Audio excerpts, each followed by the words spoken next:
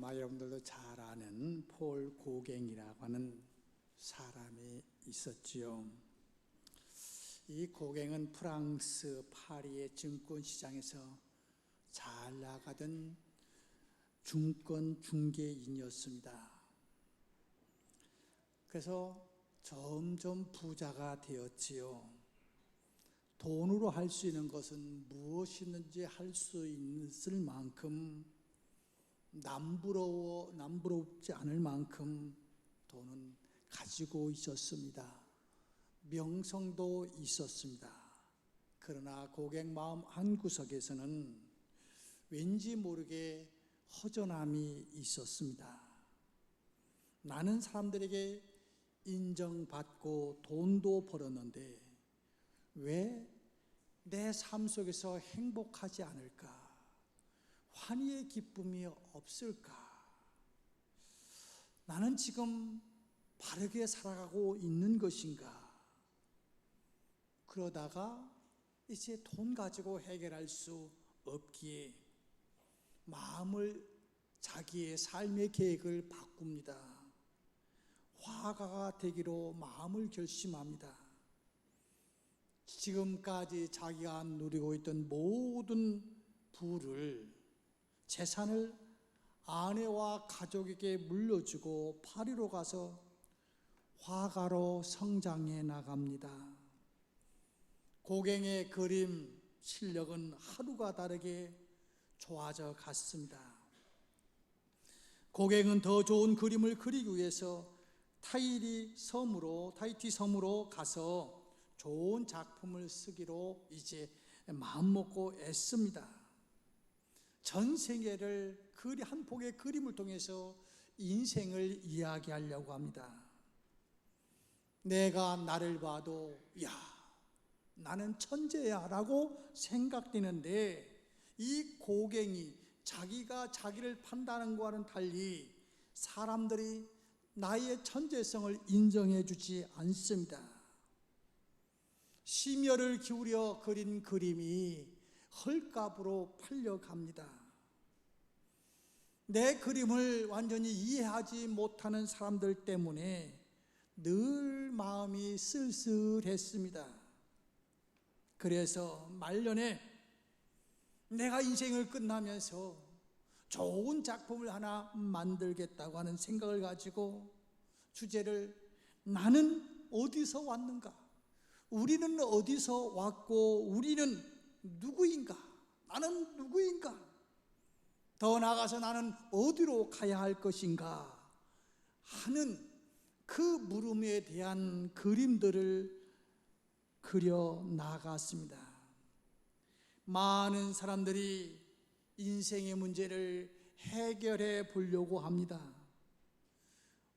어떤 사람들은 우리가 어디서 왔는지 모릅니다.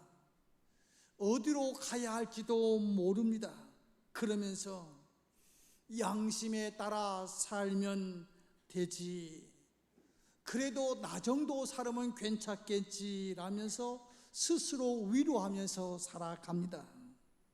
아니, 어떤 사람은 긍정적인 사고를 가지고 살면 되겠지, 항상 웃으면서 살면 되겠지, 자신감을 가지고 살면 되겠지 라고 하지만은, 그러나 2%의 부족, 아니 어느 한 구석의 부족함 때문에 늘 안타깝습니다. 많은 사람들이 이런 인생 문제를 속 시원하게 설명해 줄 사람을 찾습니다. 이런 좋은 자를 찾으면 나의 멘토라고 생각하며 따르기도 합니다. 오늘 본문에는 사람들의 인생 문제를 상담해 주는 한 내용이 나와 있습니다. 니고데모라고 하는 사람입니다. 니고데모는 어떤 사람이었습니까? 바리새인이었어요. 바리새인이라고 하는 것은 당시에 유다 분파들 중에서 가장 철저하게 율법을 지키면서 살아갔던 사람입니다.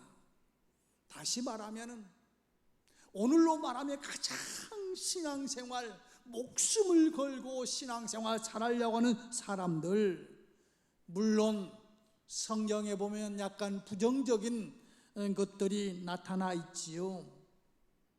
그러나 사실은 이 바리새인들처럼 철저하게 신앙생활 잘하려고 하는 사람은 없었지요. 며칠 전에 어떤 분을 만났는데 그분이 이런 말을 하더라고요. 나는 한 달에 하나님 앞에 헌금할 헌금을, 저 중구 쪽에 하면 한국은행이라고 있지 않습니까? 한국은행에 가서 아주 새로 나온 지폐를 가지고 한 달 하나님 앞에 헌금할 것을 집에 놓고 그 돈을 아무도 만지지 않고 때묻지 않은 그 돈을 하나님 앞에 드린다고 그러더라고요. 참 귀한 거 아닙니까? 그냥 호주머니 뒤져가지고 어느 돈은 꼭꼭 숨고 어느 돈만 나와라 하는 생각 가지고 헌금을 하는 사람들보다는 계획을 가지고 그렇게 준비하면서 하나님 앞에 드린 거 얼마나 귀합니까? 그러나 말입니다, 그렇게 하는 것들 때문에 남을 판단하고 남을 비판하는 것은 좋지 않은 것 아닌가요? 바리새인들, 본인들이 신앙생활을 잘하고 율법을 잘 지키다 보니까 다른 사람들을 비판하는 것이 조금 문제는 있었습니다만, 아무튼 그 당시 가장 신앙생활을 잘했던 사람들이 바리새인이었단 말이에요. 이 니고데모가 이렇게 신앙생활을 잘하는 사람이었습니다. 그것뿐만 아니라 그 중에서도 이 니고데모는 지도자였습니다. 우리나라로 말하면은 국회의원쯤 되는 권력을 가진 사람이고 힘 있는 사람이고 많은 사람들이 따르는 사람이었어요. 다음으로는 이 사람은 랍비였습니다. 랍비는 유대사에서 가장 존경받는 스승, 한때 우리도 그런 때가 있지 않았습니까? 스승의 그림자는 밟지도 않는다고. 그래서 선생님이 말씀하면 그건 진리였어요. 그런데 며칠 전에 어떤 사람하고 이야기하다 보니까 지금 학교 교육이 너무 안타깝다는 거예요. 그저 잠을 자든 떠들든 선생님이 어떻게 할 수 있는 방법이 하나도 없대요. 학생 인권 좋아요.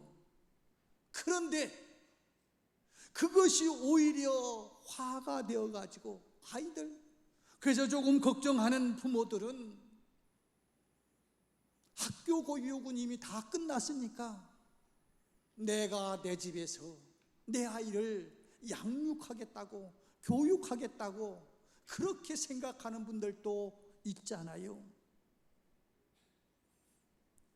그러나 이 당시 니고데모, 이 랍비는 그 사회에서 아주 존경받는 사람이었다고요.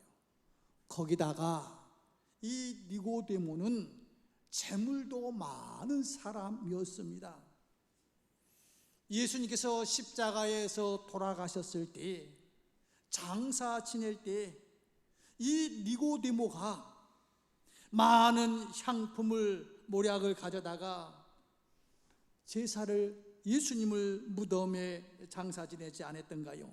보통 사람은 엄두도 낼 수 없는, 왕이나 할 수 있는 엄청난 값비싼 향유를 예수님 몸에다가 발라 드릴 수 있을 정도로 큰 부자였습니다. 사람들 앞에 존경받고 권력도 있고 더 나가서 거기다가 물질도 있는데, 남들 보기에는 야, 저 사람 같으면 너무너무 행복할 거야 라고 하는데, 이 니고데모에게 인생의 고민이 있었습니다. 아마 돈 벌고 싶은 사람은 이 니고데모에게 와가지고, 선생님, 랍비님, 어떻게 그 돈을 그렇게 많이 버셨습니까?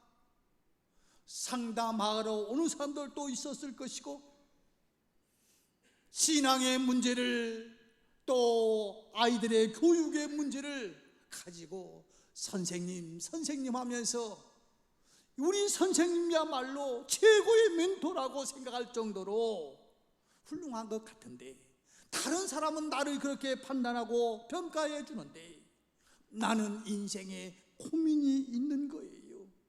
그 고민이 뭡니까? 내 영혼은 안전한가? 나는 구원받았는가? 내가 가진 죄 때문에 혹시 나는 천국에 갈 수 없지 않은 건 아닌가?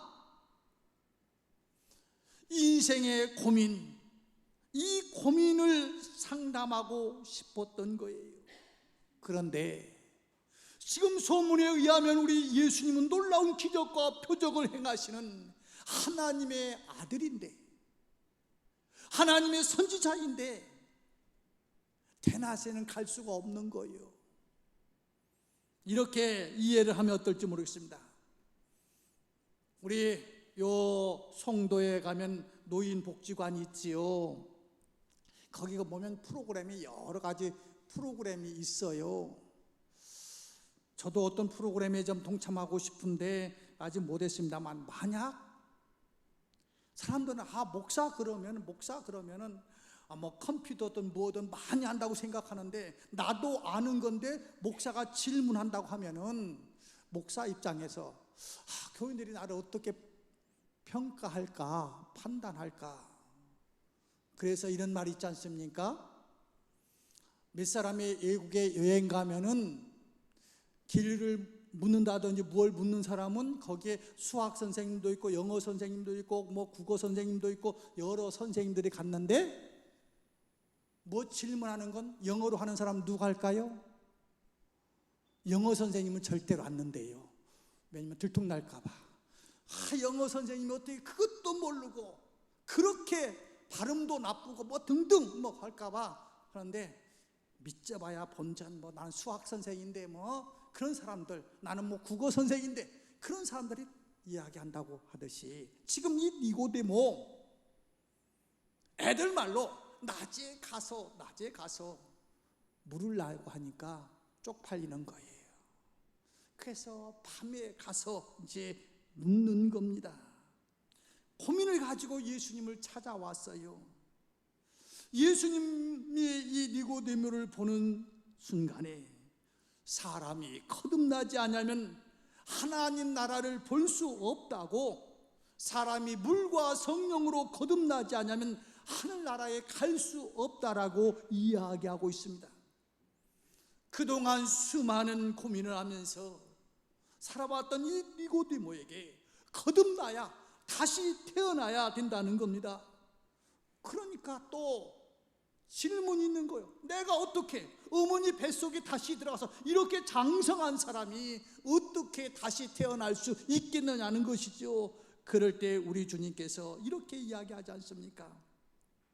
이것이 얼마나 힘든 것인지, 바람이 어디로 왔다가 어디로 가는지, 바람의 시작은 어디부터 시작이고 끝은 어디인지 설명하기 힘들듯이, 이 거듭남이 말로 어떻게 설명할 수 있는 것은 아니고, 영접하는 자 곧 그 이름을 믿는 자에게는 하나님의 자녀가 되는 권세를 주셨으니 이는 혈통으로나 육적으로 난 사람의 뜻으로 나지 않냐고 오직 하나님께로부터 난 자들이라고 말씀하면서 물과 성령으로 거듭나야만이 된다라고 이야기하고 있습니다. 성령으로 다시 태어나야 인생의 모든 것이 해결될 수 있다는 겁니다. 하나님을 모르게 되면 인생의 모든 문제가 캄캄한 암흑처럼 될 수밖에 없습니다. 하나님은 하나님이 나의 하나님이 되고 나는 하나님의 자녀가 되는 순간 새로운 인생의 길을 걸어갈 수가 있는 것이죠. 그래서 하나님의 말씀은 진리를 알지니 진리가 너희를 자유케 하리라고, 나를 믿는 자는 영원히 목마르지 아니할 거라고, 나를 믿는 자는 성경의 이름과 같이 그 배에서 생수의 강이 흘러나올 거라고 이야기하고 있습니다. 그래서 하나님을 통해서 다시 태어나야 새로운 인생이 될 수 있다는 겁니다. 저는 이런 분을 만난 적이 있습니다. 열심히 구역 예배도 잘 참석하십니다. 주일 예배도 열심히 참석하셨습니다. 그리고 신앙생활도 꽤 오래 하셨습니다. 그런데 세례를 받지 않고 신앙생활을 하는 거예요. 그래서 세례를 받으려니까 이런 이야기를 하더라고요. 목사님, 나를 위해서 기도해달라고. 무슨 세례 받는데 무슨 기도가 필요합니까? 그랬더니 그분이 이런 이야기를 해요. 이제 그 문답할 때에 예스, 노, 아멘으로 대답을 해야 되는데, 그 문답에서 나오는 예수가 길이요 진리요 생명일 뿐만 아니라 예수를 믿어야 구원받고 예수님이 나를 위해서 돌아가셨다고 하는 것을 아멘으로 대답해야 되는데 믿어지지가 않는다는 거예요. 내가 교회에 나오기는 하지만은 예수님이 나를 위해서 돌아가신 것이 믿어지지 않고 그저 이론으로는 이해할 듯한데 예수님을 통해서 구원받는다는 게 믿어지지가 않는다는 거예요. 그래서 문답 공부는 다 하지만은 문답할 때 내 양심을 속일 수가 없어서 지금까지 세례를 받지 못하고 있는데, 이번 문답할 때 거짓말로가 아니라 내 마음속으로 아멘 할 수 있도록 기도해달라고 그러더라고요. 여러분들은 어떻습니까? 성경을 읽고 수없이 들었지만 그 하나님의 말씀이 나의 말씀으로 받아들여집니까? 내가 해야 되겠다고 해서 되는 게 아니라니까요. 오늘 성령으로 거듭나야만이 인생의 고민이 해결될 수 있다는 거예요. 일본의 다라 요네코라고 하는 사람이 있었다고 합니다. 이 여자는 부유하게 유아기 청소년기를 살아왔어요. 부모님의 극진한 사랑을 받으면서 성장해 왔어요. 그런데 18살 때에 어머니가 병환으로 세상을 떠나고 말았답니다. 어머니가 돌아가는 그 순간부터 이 요네코라고 하는 이 젊은이에게 인생의 의미를, 삶의 의미를 잃어버렸대요. 살아야 할 이유가 없다고 자꾸 생각이 들더라는 겁니다. 살아야 될 삶의 의욕도 잃어버렸습니다. 그러다가 그만 달려오는 전차에 뛰어들어가지고 두 다리와 왼팔을 잃었답니다. 오른손도 손가락을 잃었고요. 불구자가 되었어요. 그래서 병원에 입원해서 치료하는데 사는 것이 죽는 것보다 더 힘든 나날을 보내고 있을 때 미국 선교사가 신방을 갔었대요. 그때 통역으로 타라 아키토시라고 하는 청년이 따라왔습니다. 아무튼 몇 번 신방을 통해서 구원의 복음을 들었어요. 성경 말씀을 들었어요. 그런데 그것이 나의 것이 되지 않는 거예요. 이론으로는 들었는데 병원 생활 하루하루가 죽는 것보다 더 힘들어요. 그래서 어느 날 하루 이 아가씨가 하나님 앞에 울면서 기도합니다. 하나님, 나 좀 도와주세요. 내가 어떻게 살아가야 할지 가르쳐 달라고 눈물 콧물 흘리면서 하룻밤을 기도했대요. 그러고 나서 잠이 들고 그 다음 깨어났는데 환경은 하나도 변화가 되지 않았는데 기분이 날아갈 듯 너무너무 좋더라는 겁니다. 무겁게 짓누르던 고통이 다 사라지더라는 겁니다. 성경을 읽고 싶어서 성경을 펴봤더니 고린도후서 5장 17절에 이렇게 기록되어 있더래요. 그런즉 누구든지 그리스도 안에 있으면 새로운 피조물이라. 이전 것은 지나갔으니 보라 새 것이 되었도다. 이 말씀을 읽는 순간 자신의 삶이 완전하게 새롭게 되었더라는 겁니다. 그러면서 환경은 전혀 변한 거 없는데 내 마음속에 행복으로 가득 차고 내 인생이 변화된 것을 나 스스로 보면서 너무너무 놀랐다는 것이죠. 그리고 세월이 지난 후에 그때 통역을 했던 그 젊은 청년이 이 요네코에게 청혼을 해서 두 사람은 결혼했고 아이를 둘 낳고 나중에 이제 목사 부인이 되었답니다. 그래서 그 생활이 너무너무 좋아가지고 산다는 것이 황홀하다. 내가 성령으로 거듭나지 않았을 때는 너무 힘들었는데, 사는 것이 죽는 것보다 힘들었는데, 예수 만나서 성령으로 거듭나니까 내가 육체적으로는 불구자이지만은 장애우이지만은 산다는 것이 너무너무 황홀해서 나만 혼자 가질 수 없어서 그것을 많은 사람들에게 알려주고 싶어서 책을 썼다고 하는 이야기가 있습니다. 사람은 영적인 존재입니다. 동물과 사람이 다른 것이 바로 행복을 느끼는 것입니다. 영원한 천국에 소망을 두는 겁니다. 동물에게는 몸이 있습니다. 생각도 어느 정도 있습니다. 하지만 동물에게는 영이 없다고 하지 않습니까? 동물은 먹을 것만 있으면 만족합니다. 주인이 예뻐해 주기만 하면 만족합니다. 잘 길러주기만 하면 만족합니다. 식물도 마찬가지 아닙니까?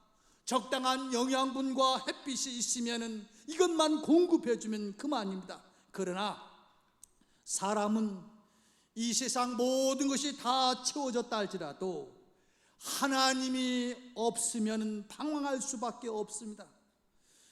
사람은 하나님과 소통하며 살아야 할 영적 존재입니다. 그래서 아무리 풍족하게 채워졌다 할지라도 하나님이 없이는 만족함이 없습니다. 사랑하는 성도 여러분, 저는 제가 정확하게 판단하고 있는지는 모르겠습니다만은 아마 우리 교인들 수준이 인천에서 최고의 수준의 그 물질적인 풍요로움을 가지고 살아갈 겁니다. 그런데 여러분들 행복하십니까? 환희의 기쁨 속에서 하루하루 살아가십니까? 신앙생활 하는 것이 기쁩니까? 예배드리는 것이 기쁩니까? 이 환희 속에서 하루하루 살아가십니까? 오늘 하나님의 말씀은 거듭나지 아니하면 니고데모야, 네가 유대인이고 바리새파고 더 나아가서 물질도 있고 권력도 있고 힘도 있지만은 거듭나지 않으면 내 인생의 고민을 다 해결할 수가 없어. 물과 성령으로 거듭나지 아니하면은 진정한 환희의 삶을 살 수 없다는 겁니다. 사랑하는 성도 여러분, 아마 여기에 계신 분들 평균적으로 볼 때 뭐 제가 정확한 건 몰라요. 그러나 느낌으로 볼 때 우리 교회에 젊은이들이 많지 않습니까? 여기에 다른 데에 비하면은 좋은 학교 많이 나오셨어요. 직장 든든해요. 연봉 많아요. 부모 잘 만났어요. 행복하십니까?